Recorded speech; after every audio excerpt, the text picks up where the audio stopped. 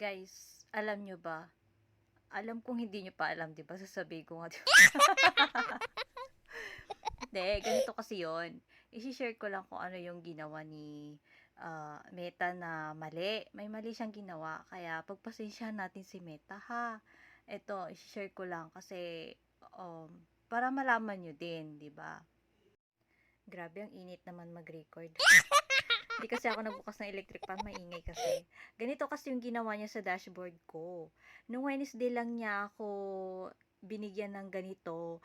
Tapos ngayon Friday na naman. Kaya dalawang beses talaga niyang ginawa to. Kaya isi-share ko talaga, ikukunti ko talaga to, beta. Kaya pag ako nag-post ng ano, ha, pagbigyan mo din ako, ha. Kaya ito, nakakagigil ka, Meta. Bakit dalawang beses mo ginawa sa akin to? Pero bago yon, i-share ko muna, meron akong nai-post kasi na apps na yung ano, nagkaroon ng issue. Pero inerase ko naman na. Ipapakita ko lang sa inyo bago ko ipakita din yung ginawa sa akin ni Meta. Ganito kasi ginawa niya sa dashboard ko. Kaya iko-content ko talaga to kasi dalawang beses niya na inulit to, guys.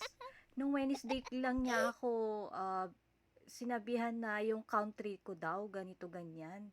Tapos ngayon na namang araw, nakakaloka talaga. Ipapakita ko sa inyo kung bakit. Kaya para malaman nyo din. Alam kong hindi lang din siguro ako yung naka-experience nito. Ito guys, nung binuksan ko yung dashboard ko, tapos yan yung monetization. Kailan lang naman ako na-monetize. Tapos ito na yung na-receive ko. Tapos nung clinic ko yan, ito siya. Tapos nung clinic ko din ito, ayan, yan, naging ganyan. Pero itong content na ginawa ko, inerase ko na yan. Kaya naging okay naman na siya. Tapos meron na naman ito yung sinasabi ko sa inyo na ginawa ni Meta sa dashboard ko. Dalawang beses talaga. Ayan, nung clinic ko, ganyan siya. Tapos nung clinic ko ulit sa ano, eto na siya. O, yung country ko daw. Samantalang nandito naman ako sa Pilipinas. Eligible naman yung country natin. Tapos ganyan siya.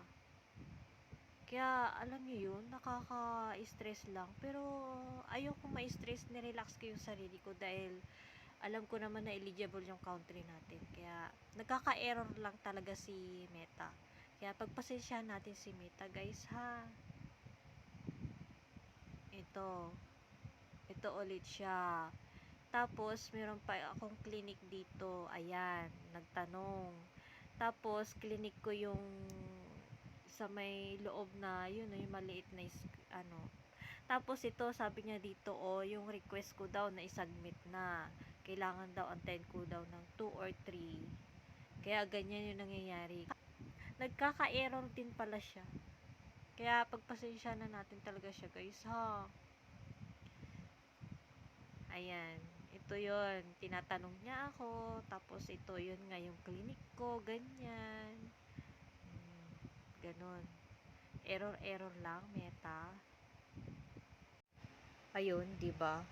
Nagkaka-error din siya. Nagkakamali din si Meta. Kaya intindihan na natin siya, guys, ha. Mm. Kaya alam kong hindi lang ako yung ganyan. Siguro meron din yung sa iba or iba-iba din tayo ng nare-receive sa kanya, 'di ba? Ganon. Yun, guys. Na-share ko lang.